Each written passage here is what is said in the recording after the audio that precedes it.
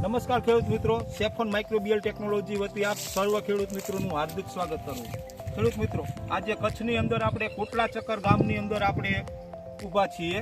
કોટલા ચક્કરની અંદર આપણે protection kit એક ફાર્મરને આપણે આપેલી હતી જામફળની અંદર, જે જામફળમાં સુકારાનો પ્રોબ્લેમ હતો અને નિમિટોડનો પ્રોબ્લેમ હતો। તો આપણે ફાર્મર મિત્રોને આપણે પૂછીએ કે કીટ આપ્યા પછી એમને કેવું રિઝલ્ટ મળ્યું। શું તમારું નામ શું? મારું નામ દીપક મનસુભાઈ લીમાણી છે, ગામ કોટડા ચકાર, ભુજ શહેર। મારો એક પ્રોબ્લેમ હતો, આ સુકાવાળાનો પ્રોબ્લેમ હતો। બરોબર।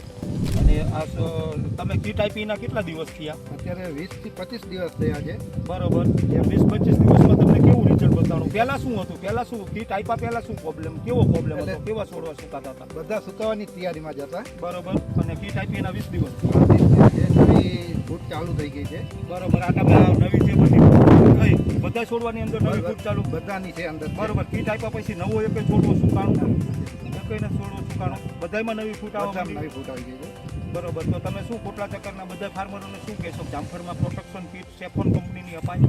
આપણે 100% જે લોકોએ જાયફળ કરેલ છે એને વિનંતી છે કે એકવાર ટ્રાય કરી જુઓ, અડધા એકરમાં એવું હોય તો, સુકાતા હોય તો યારે। બરોબર।